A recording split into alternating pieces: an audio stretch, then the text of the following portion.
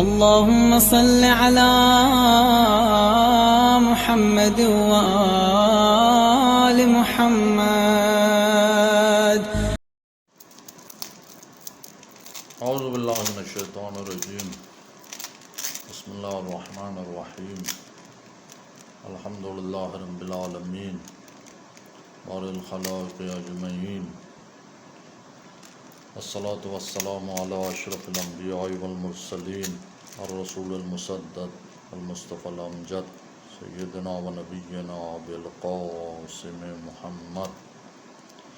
اللہم صلی علی محمد وآل محمد وآلہ الطیبین الطاہرین المعصومین والغر المیامین الہداۃ المہدیین سیما بقیۃ اللہ فی الارضین روحی و ارواح العالمین لتراب محتمہ الفدا ولعن الدائم علی اعدائہم اجمعین. رب اشرح لی صدری ویسر لی امری واحلل عقدۃ من لسانی یفقہوا قولی.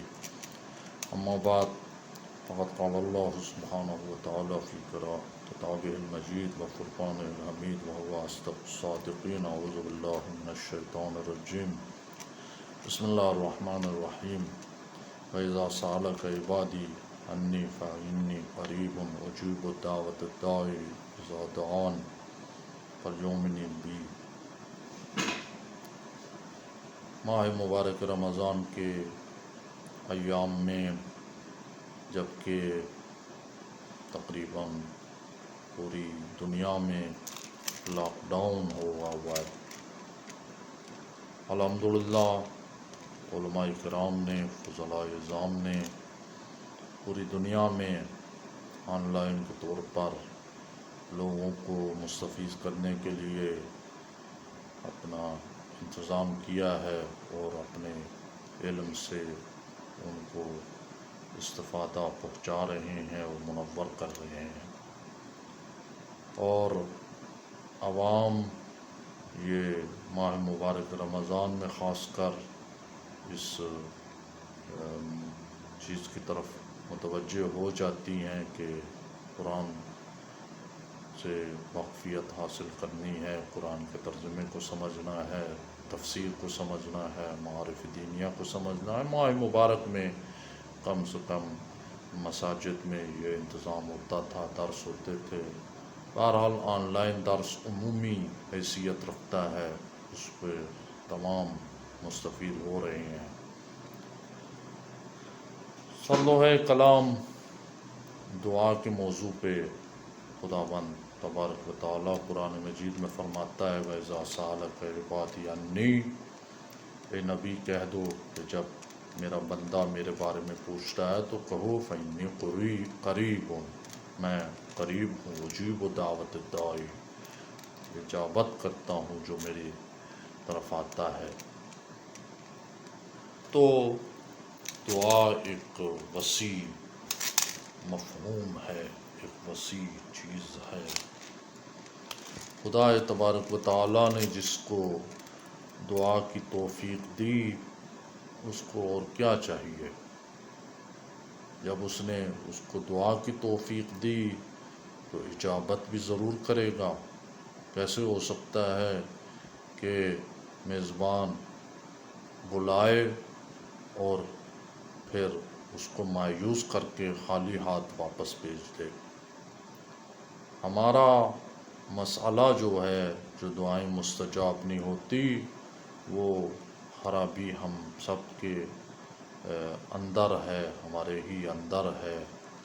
ہم جب کسی مشکل میں پڑ جاتے ہیں، جب کسی مشکل میں ہمارے سامنے پیش آتی ہے تو خدا یاد آتا ہے. جبکہ خدا کے یاد کرنے کے لیے چاہیے کہ ہر حال میں خدا کو یاد کرنا چاہیے. اور اس کے علاوہ اور خرابی یہ ہے کہ دعا ان شرائط کے ساتھ نہیں ہے جو ہونی چاہیے. دعا کے لیے دل پاک ہونا چاہیے، زبان پاک ہونی چاہیے، اور اس کے لیے سب سے اہم چیز جو لازم ہے وہ حقوق العباد میں کمی نہیں ہونی چاہیے. ایسا نہ ہو کہ ہم حقوق عباد کو پائمال کریں اور پھر دعا مانگے اور پھر دعا نہ کبھی بھی مستجاب نہیں ہوگی۔ جتنی بھی رو لیں پٹ لیں غرغرا کر کے روئیں اور خدا کے سامنے مناجات کریں، لیکن اگر ہمارے ذمے کسی کا حق ہے تو جب تک وہ ادا نہیں کریں گے، جب تک وہ بجا نہیں لائیں گے تو خدا ہماری دعائیں مستجاب نہیں کرے گا۔ تو آئیے ماہ مبارک رمضان میں پہلے حقوق العباد کو سمجھیں، کہیں ایسا نہ ہو کہ ہم نے کسی کے حق پر زیادتی کی ہو اور کسی کا حق کھایا ہو، کسی کے مال میں خیانت کی ہو، کسی ہمسایہ کو، کسی مومن کو تکلیف دی ہو، اذیت دی ہو، اس کی بے عزتی کی ہو، اس کو دکھ دیا ہو۔ پہلے اس چیز کی اصلاح کی جائے اور پھر دعا مانگی جائے، اور اس کے بعد خداوند کو جو اس نے ہمیں دعوت دی ہے دعا کے لیے، تو دعا کی کچھ شرائط اور بھی ہیں۔ دعا کے طریقے شاید ہم اس پر عمل کیے بغیر دعا مانگتے ہیں، جلدی جلدی دعا مانگتے ہیں، لقلقائے زبانی، نہ مفہوم کا پتہ، نہ معنی کا پتہ، نہ یہ پتہ کہ کس سے مانگ رہے ہیں، نہ یہ پتہ کہ کیسے مانگنی ہے۔ شاید یہ وجہ بھی ہو سکتی ہے، اور اس کے علاوہ یہ بھی ہو سکتا ہے کہ دعا کے مسائل کو ہم نے خدا کے سپرد کرنے ہیں، تو شاید وہ خدا ہمارے لیے مسئلات نہ سمجھے۔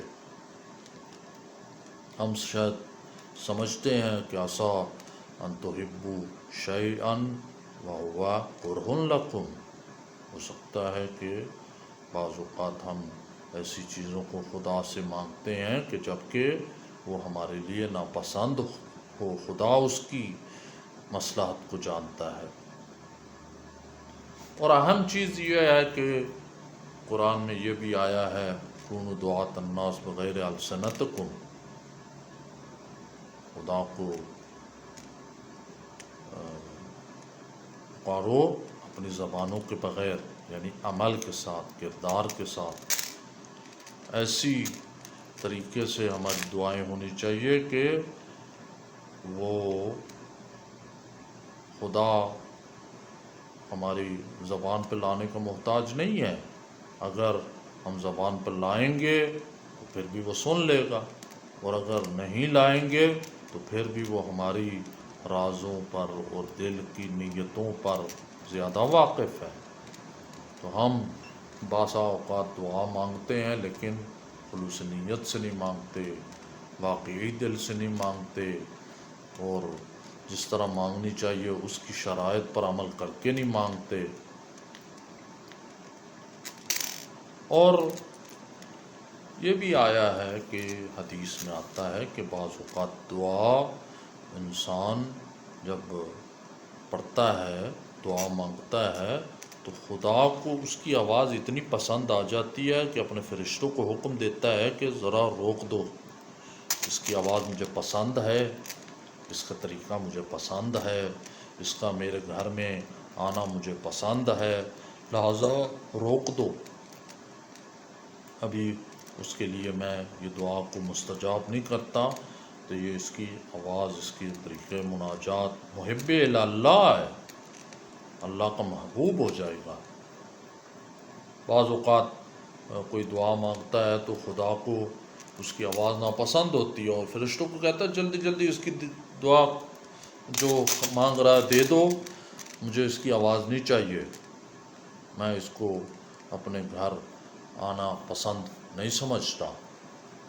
جیسے کہ قارون اور فرعون، خدا نے اس فرعون کے تکبر کی وجہ سے کہا تھا کہ اس کو ہر وہ چیز جو اس کے ذہن میں آئے اس کے میرے ہاں مانگنے سے پہلے اس کو دے دے، کیونکہ وہ ادعائے خدائی کرتا تھا تو خدا کو وہ ناپسند تھا، کیونکہ خدا کو شرک ناپسند ہے۔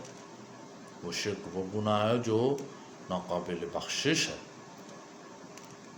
اور بعض اوقات انسان کی دعا کو خدا روک لیتا ہے کہ کل قیامت والے دن اس سے بہتر اس کو دے گا، اور جب کل آئندہ مستقبل میں خدا اس کی دعا مستجاب کرے گا اور اس کو کہے گا ہاں یہ وہ چیز تھی کہ جس کو میں نے تمہیں دنیا کے لیے مستجاب نہیں کیا لیکن اس کے بہتر تمہاری آخرت کے لیے رکھا ہے، تو مومن خواہش کرے گا تو کاش میری کوئی دعا مستجاب ہی نہ ہوتی۔